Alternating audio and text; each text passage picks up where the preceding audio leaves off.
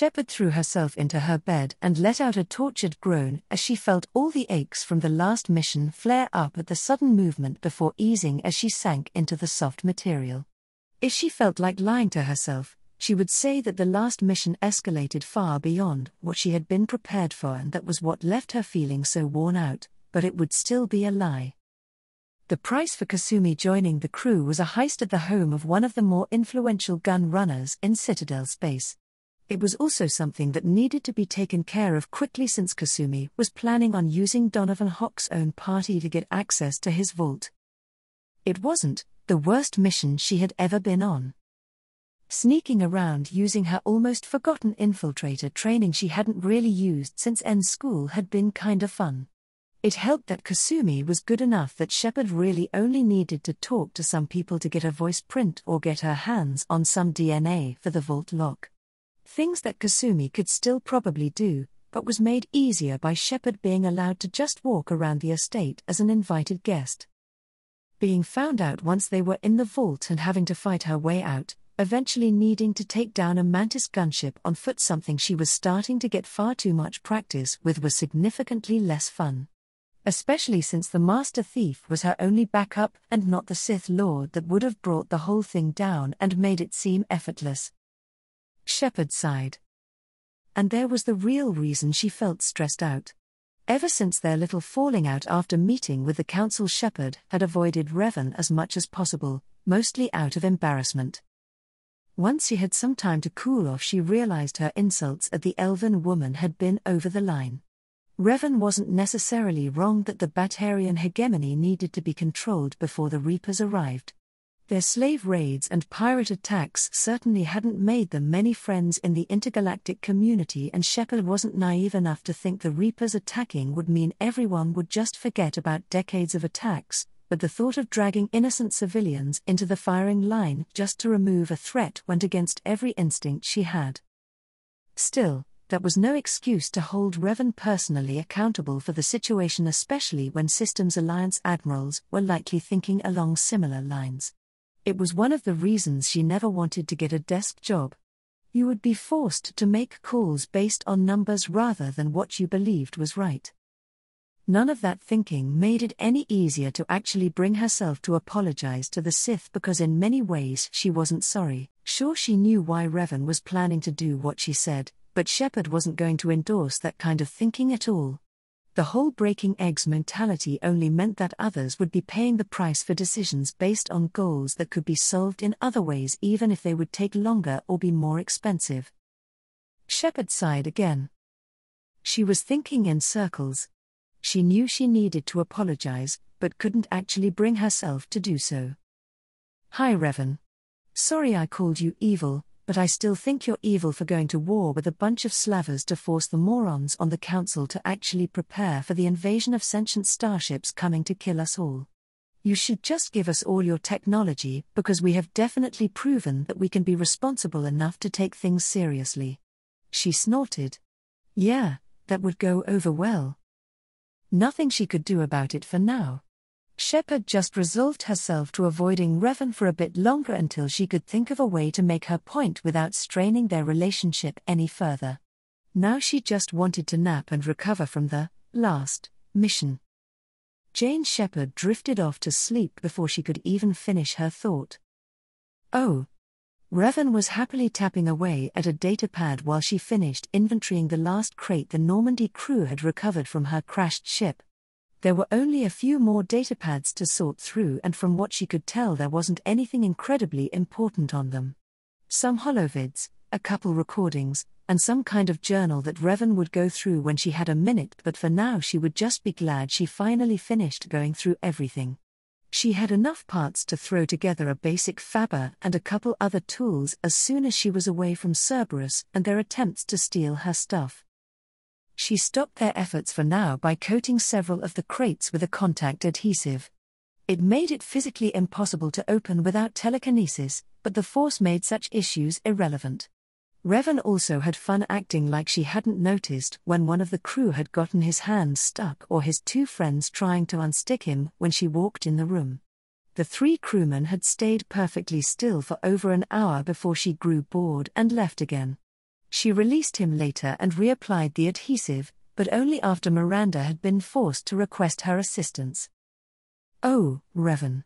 Do you have a moment?" Revan looked up to see Yeoman Chambers standing nearby. The human seemed flustered and lightly out of breath.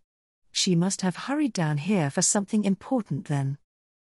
"How can I help you, Yeoman?" "The elusive man is waiting with some important information regarding our mission for you and Commander Shepard, but she used her command access to shut down the elevator to her quarters, and you are the only one available with the clearance to override the lockdown at the moment." "I see, but why didn't you just ask Edie to relay that to me or call the terminal?" Yeoman Chambers smiled awkwardly. "You disabled her terminal and speakers after the last time she interrupted you." "That was still disabled?" Revan would have sworn the crew would fix that once she was distracted for a few hours. They must be trying not to annoy her anymore if they were willingly leaving their droid AI unrepaired and just sent a crew member to speak with her. "Is that so? Anyways, I'll retrieve the commander then. Thank you for relaying the message, Yeoman Chambers." "Oh, yes." The young woman stammered. "But, you can just call me Kelly. We aren't in the same hierarchy after all." Revan found it almost cute how much the redhead projected her adoration for some fictional near-human race onto Revan herself. Not enough to take advantage of it, but it was amusing how twisted up her dedication to her job as ship counselor/spy and her shallow crush made her at times. Revan patted the yeoman on the shoulder as she walked by. "Of course, Kelly. Thank you again." The Sith Lord smiled internally as the light contact and thanks was enough to cause Kelly to flush lightly. Poor girl was going to be crushed if she ever found out her Cerberus bosses were using her open personality and desire to help others to find weaknesses for the entire crew. Not long after, Revan found herself in front of the door to the captain's quarters and punched in her access codes to bypass the lock on it. The insides weren't what she would consider for personal quarters, and she wanted the idiot that thought an aquarium had any place on a warship to get his head examined, but it was tasteful enough that Revan had no other complaints. She did make a note that the commander seemed to be a fan of model building and resolved to get one in case she ever needed an apology gift. The woman herself was sprawled on her back, spread out over a fairly large bed and deep asleep. Even after a light shake, the human remained unconscious. "Wake up, Commander, we have an urgent call coming in." Another shake proved to be a bit more effective as the human started to wake up. "No, Tilda, I done wanna be a commander. I'll be Jane, you be the commander," she slurred, still mostly asleep. "Well, Jane, I can be the commander, but I still need you to wake up and come with me," Revan said, amused at the childish whining. "NNNNGGGGH." Revan sighed and reached out again, intending to shake the human awake. She wasn't expecting Shepard to grab her wrist and pull her along as Shepard rolled to face the other direction. Caught off balance and surprised, Revan collapsed onto the bed where she was quickly pulled into an embrace. "Oh dear, I thought Yeoman Chambers was the one with a crush. What is she going to think when she finds out about this?" Revan said dryly once the shock of Shepard's action wore off. "So Kay, she seen join too. You're both pretty enough for it," Shepard mumbled. There was a beat of silence and then green eyes snapped open in horror before meeting a pair of greatly amused violet ones. Revan? "Yes, Jane? Kill me." Revan chuckled, rolling back off the bed and out of Shepard's embrace. "Perhaps another time, we have a call to be on. Take some time to straighten up, I'll wait outside." The spectre hid her face between her hands and mumbled something inaudible but nodded. Revan decided the commander was definitely awake enough now and made her way to the door. "Oh, Shepard, I think we have them," the elusive man said enthusiastically once Revan and Shepard made it to the QEC. "Horizon, one of our colonies out in the Terminus systems, has just gone silent. If it isn't under attack, it soon will be. Has Mordin delivered the countermeasure for the Seeker swarms?" "Not yet. Let's hope he works well under pressure. There's something else you should know. Tim took a drag from his cigarette. One of your former crew, Ashley Williams, is stationed on Horizon. Ash? Last I checked she was Alliance. What is she doing out in the Terminus systems? Officially it's an outreach program to improve Alliance relations with the colonies. But they're up to something, and if they sent Chief Williams there it must be big. I suggest you take it up with her. The collectors just happened to pick a colony with one of my former crew. I don't buy it. Tim waved off Shepard's concern. It shouldn't be a surprise the collectors are interested in you. Especially if they are working with the Reapers. They might be going after her to get to you. Then we should send a message to the Citadel. The Alliance can send us reinforcements. Shepard said, crossing her arms. No, not until you investigate. I don't want the Alliance getting in our way. Once you have the situation under control, I'll send the message personally. Unfortunately, Tim also had the authority to block communications with Citadel receivers, so Shepard couldn't even go behind his back. Fine. Send the coordinates, we'll head there right away. One more thing. Revan, I've heard you're interested in learning more about Vi technology in our galaxy. We have an outpost dedicated to researching new methods. I'd like you to stop by after you investigate Horizon. I'm sure it would be useful in finding ways to integrate the technology you brought with you to the systems we have here. Revan didn't miss the attempt to drive a wedge between her and Shepard. It might have been more effective if she had any intentions of actually working for Cerberus, but as it stood it was just a feeble plot. If Shepard wants to head that direction after the investigation, I'll be happy to look. But let's wait on making any more plans until after this mission. Very well, this is the most warning we've ever had. You two, good luck. The Keck disconnected and the projector sank back into its housing, leaving both Shepard and Revan alone. The Sith turned to leave, but a halting hand from Shepard had her remain in place. It took a few seconds for Shepard to say anything, and even then it was halting.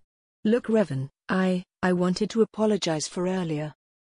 Revan raised an eyebrow while the Spectre mentally smacked herself. About what I said earlier, not the hugging you thing, although I'm sorry about that too. Well. She took a deep breath and refocused. I wanted to apologize for calling you evil, for looking at the big picture. It was unprofessional and out of line. Revan scoffed, and for a second Shepard was worried she was going to have to worry about personal grudges affecting teamwork in the field. Then Revan gave her a bitter smile, and she wasn't sure that was the case. Shepard, I was the leader of a galactic empire that conquered over a third of my galaxy. I was a hero to my own forces and the devil itself for anyone who opposed me. Evil is one of the milder things I've been called in my life. Shepard winced. Still, Enough. Revan interrupted. I honestly didn't think much of it. If you hadn't clarified, I would have thought you were referring to how you behaved half asleep. The commander flushed at that reminder. But we can talk about this later if you absolutely feel you need to. We have more important things to worry about right now. Right, okay. Shepard nodded and then put on her game face. So I don't need to worry about you following orders. Same deal as always, Shepard. You have tactical command and I move as I see fit. She was glad Revan was being reasonable. This could be the most important mission yet. She definitely didn't want to deal with someone as powerful as Revan running rogue at the moment.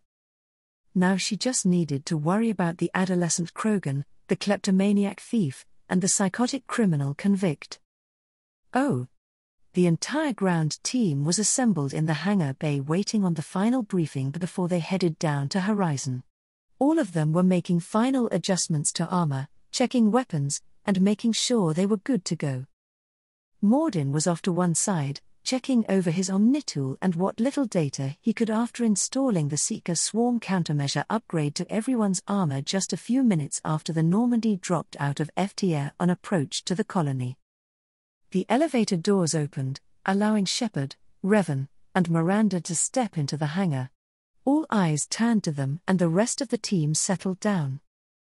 All right, people, Shepard said loud enough for everyone to hear. Listen up. We're a couple minutes out from the colony. Here's what we know. First, communications are down everywhere. If anyone planetside is trying to talk with us, something or someone is blocking it. Second, according to the intel we got from Cerberus, this might be because of the collectors. Third, there is supposedly Alliance personnel down there, so make sure to check fire. I don't want to have to explain to the people we're saving why we shot them. Shepard looked around for questions. Seeing none, she continued on. We are splitting into 3 squads for this one to cover as much ground as possible. I'll be taking Garrus and Kasumi, Jack and Mordin are with Revan, and Jacob and Grunt are with Miranda. We aren't exactly sure what kind of opposition we might run into, so keep an eye on each other and stay with your squad mates. Any questions? Jacob stepped forward.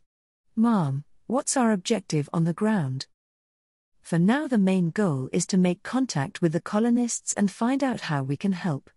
Both my and Miranda's squads will also be investigating for signs of foul play. A whole colony doesn't just go silent without even attempting to call for help. Revan's squad will be looking for hostiles and taking them out. Fuck yeah. None of that snooping around bullshit. Jack cheered in the back. Anything else? Kasumi raised her hand. How sure are we that these armor upgrades are going to work? Mordin. Certainty impossible. But in limited numbers, should confuse detection, make us invisible to swarms. The Solarian cheerfully explained. In theory. Heads turned to the scientist. In theory? Garrus asked. Experimental technology. Only test is contact with seeker swarms. Mordin explained. Look forward to seeing if we survive. No one looked thrilled that they were betting everything on completely untested gear. Even Revan had a slight frown on her face. Not that they had a better option. So the team shelved their complaints for the most part, and focused on finishing their pre-mission checks. Oh. Revan's team was the last one out of the dropship. In an effort to ensure they got the most coverage of the colony, each 3-man team was dropped off a slight distance away from each other and would converge in the center if possible. That wasn't what was on Revan's mind at the moment. No, she was much more concerned with the amount of dark side energy surrounding the collector ship visible in the distance. To Revan, the Force felt weird in this galaxy. It was almost unnaturally still. If back home could be compared to an ocean, where even if the surface was calm there would be something moving underneath, this galaxy felt more like a small lake. There were ripples of activity, but it was always just on the surface. Even places like Omega, where the dark side should be extremely prevalent or at least obvious to people like Revan, felt shallow. Revan figured after Shepard explained what the Reapers were doing, this stillness was the result of the starships culling any species that evolved to the point of force sensitivity and had the sapience to do anything with it. Now, for the first time since coming to this galaxy, Revan felt the Force calling out to her without her needing to focus on it. Even then it felt off. Artificial even. Something like an echo than a true call.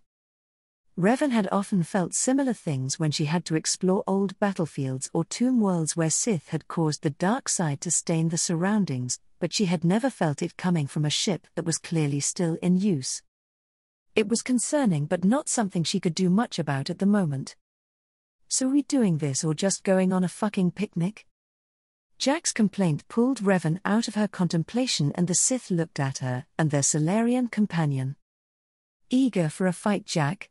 Fair enough, let's get going. Revan began walking towards the colony. Keep an eye out for movement. Looking forward to kicking your ass, Ice Queen. You promised we could go at it once we made it planetside. Revan's smile was hidden underneath her helmet, but she didn't say anything. She actually found Jack's attitude fairly refreshing compared to many crew members of the Normandy who tended to avoid her entirely after the cameras caught her fight with the Purgatory's guards. The convict had a very simple view on authority. You were either strong enough to make her listen, or you weren't, and she would put you through a wall if you thought position was enough to make her do anything. An attitude Revan was very familiar with when dealing with Sith acolytes, and her way of dealing with it worked just as well on Jack as it did on them. Jack followed Shepard easily enough due to the skill and power the Spectre showed during her heist at the Hawk Mansion. The sheer amount of destruction was enough to convince the convict Shepard knew what she was doing. The fact Shepard followed through on her promise to allow Jack full access to Cerberus databases also helped. Revan was a different issue though. Shepard had a different skill set than Jack despite them both being biotics.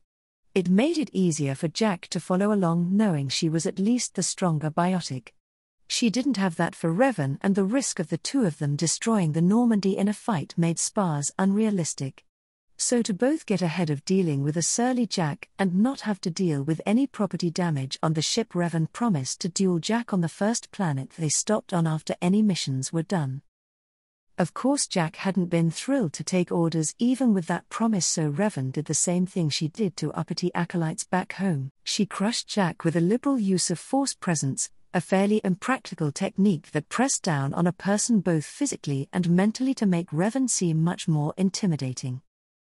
It wouldn't get Jack to toe the line forever, but it would do until Revan could properly put her in her place after the mission.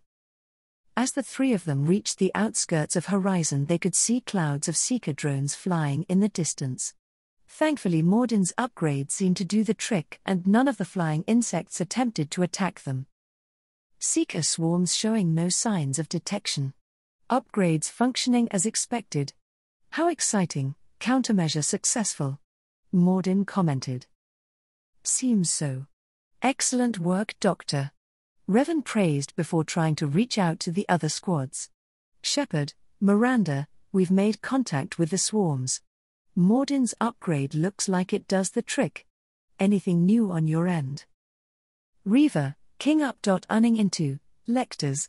Repeat cold.ses all over. The signal died suddenly and Revan couldn't re-establish contact with the other leaders, but she recognized that Shepard had run into Collector forces already. Heavy interference. Collectors must be jamming communications. Mordin observed. Fucking great.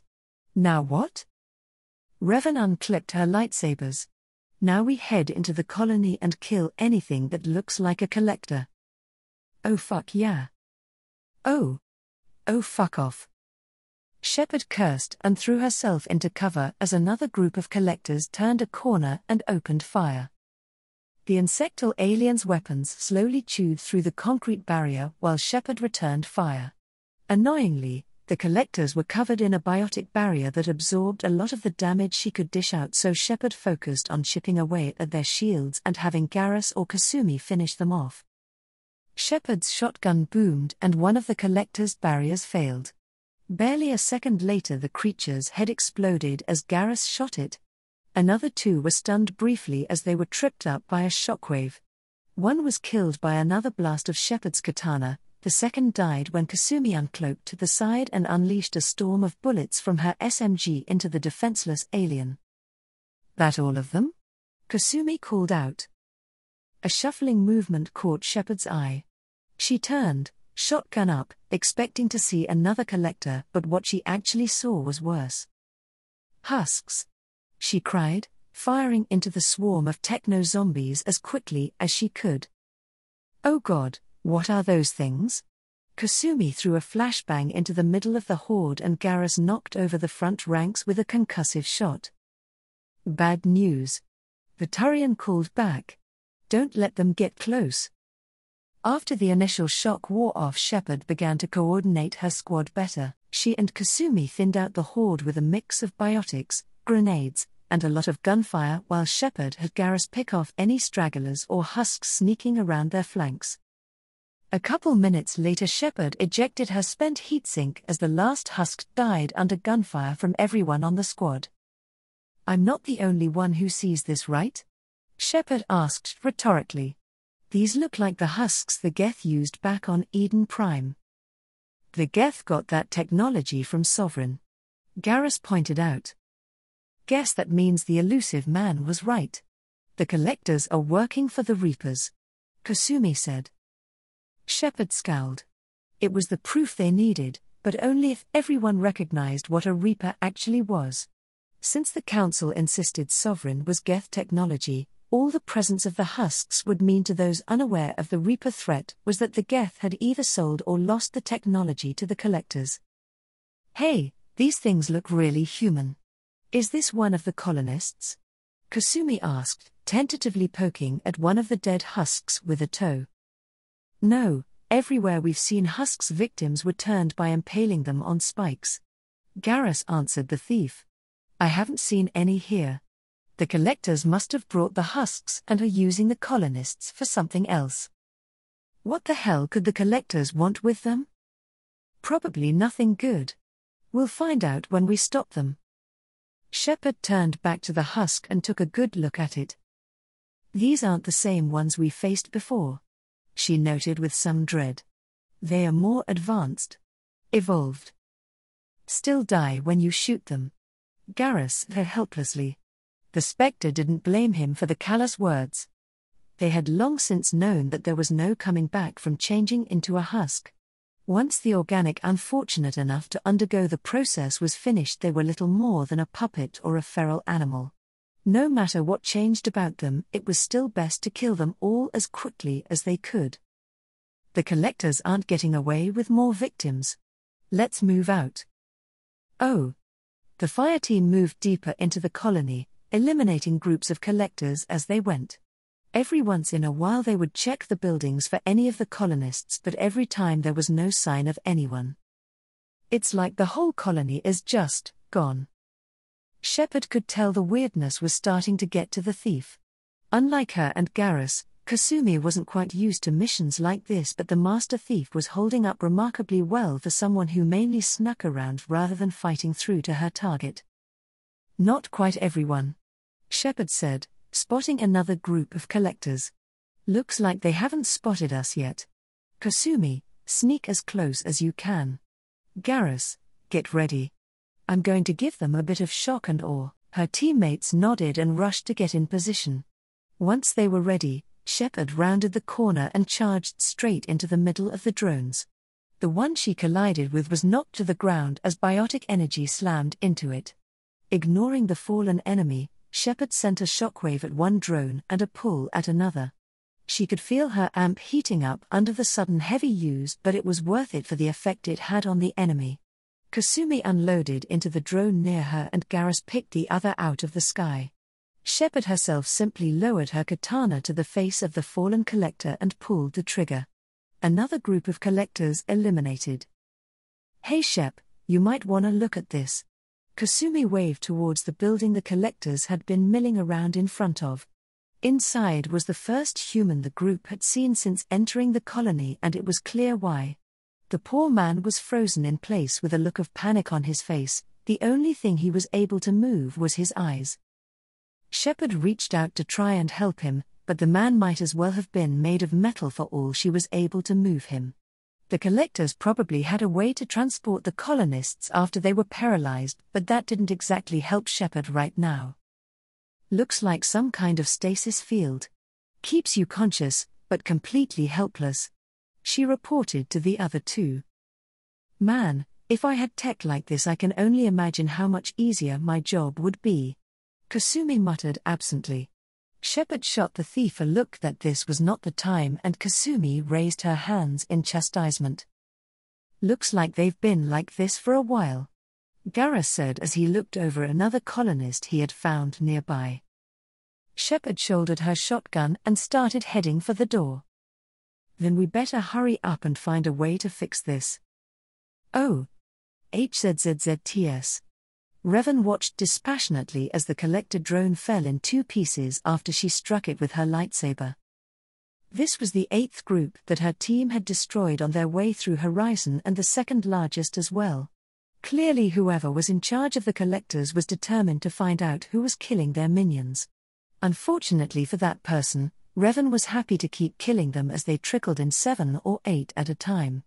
Even worse for them, Jack had decided to make a competition out of it and was doing her best to slaughter the drones before Revan in an effort to have a higher kill count. She was actually very close to Revan's number, but the Sith managed to maintain a lead simply because Jack was forced to lay off her biotics every now and then once her amp started overheating and stamina became an issue. Thankfully Mordin was more interested in poking around the collector after a fight, taking samples and muttering to himself so quickly Revan was sure only he had any clue what he was saying, but the Sith didn't need to keep a constant eye on him in case he ran off and tried to take on an entire group of collectors by himself. These things are fucking creepy. Jack scowled as she kicked one of the fallen drones. Jack, stop playing and get over here. Revan ordered. There's another group on the way. So fucking what? I'll take care of them when they get here. Revan flared her force presence. Are you saying you can't follow basic directions, Jack? Revan asked in a deceptively calm voice. Scared to get in a fight before I've cut through half of them? Jack flushed an angry red at Revan's taunt. Not that the Sith cared much. As long as Jack did what Revan needed her to do, she could be as mad as she wanted. The Force cried as that hollow echo focused on one of the drones in the distance. The strange creature's Force signature ballooned even as it walked. There was some really weird Force technique at play here and Revan was not thrilled about it. It meant at the very least the Collectors and by extension the Reapers could use the Force and had created this unnatural stillness in the galaxy on purpose. In the distance more Collectors flew over the buildings on their insectal wings. As soon as they were in range they opened fire, forcing Jack and Mordin into cover. Revan simply stands in the open making sure that most of the attention is off her allies and giving them time to retaliate. A warning in the Force blared at the Sith Lord and Revan snapped her lightsaber into the path she felt the attack coming from. To her surprise it is a continuous pale yellow beam different from any of the weapons deployed by the Collectors so far. Even more surprising was that the beam was reflected back at the drone. A first for the weapons Revan had encountered so far and a move done more out of muscle memory than conscious thought. The beam quickly ate through the drone's barrier before the creature even had time to react and it fell to the ground, head smoking where the beam had scoured it. Another one of the drones turned and aimed a similar-looking weapon. It smartly chose to move the beam a bit to not allow Revan the opportunity to repeat her actions, but Revan had been on battlefields where she had to track hundreds of blaster bolts coming at her. A single beam moving around a bit was not much of a challenge. A couple more drones fell as Revan and her team took advantage of the enemy's weapon. Revan used the beam to quickly crack the drone's barriers and the other two worked together to kill the vulnerable ones quickly. Then that weird echo arrived and Revan felt she couldn't be so relaxed about this fight. It was larger than a normal drone, but the glowing orange cracks covering its entire body gave the impression that was because something had taken a normal drone and pumped it so full of energy it was only barely able to contain that power rather than its normal state. Now that it was closer, Revan could sense the mind of the drone screaming in animalistic torment, but none of that showed in its movements or behavior. A possession technique then. Powerful too. Focus on the glowing one. I don't want to find out what makes it special. Revan ordered. Mordin opened fire with his SMG while Revan bathed the creature in Force lightning. The combined assault meant its barriers were quickly overcome, but whatever was possessing the drone also made it tougher at the same time. The SMG couldn't do much against the enhanced drone's armor and the possessor was practically forcibly animating it at this point, so the effects of Revan's lightning were reduced. Mordin had to duck into one of the empty buildings to avoid the explosive attacks used by the creature. The mind behind the drone was also smart enough to target Revan whenever she looked like she would close the distance. Something the Sith Lord was not pleased with. Looking at the surroundings, she spotted some shipping containers and a plan started to form. Jack, can you lift that? Revan shouted, pointing at one of the containers. Probably. Why the fuck does it matter? We're kinda busy if you hadn't noticed. Revan dodged another explosion and reached out into the Force and lifted the container further off. She quickly started to position it right behind the enhanced drone. I have a plan to squish this bug. Think you can do it? Jack was many things. Violent, crass, disrespectful. Stupid was not one of those. As soon as she saw the floating container, a feral grin formed on her face. Oh fuck, this is going to rock. A bright coronea of biotic energy covered the human as she lifted her own container, drawing the drone's attention. It raised its weapon to fire but was unprepared for Revan to hit it in the back with a mass of metal. At the same time, Jack let out a roar of effort and pushed her own container into Revan's, slamming them together and crushing the enhanced drone in between. Revan scanned the battlefield for any more threats, but the only things still alive were her, Mordin, and a heavily panting Jack. "All right, we're going to wait here and recover for a bit. Then we are going to try and meet up with the other squads. There's something more going on here that I don't like." Tellingly, not even Jack had something to say about that order.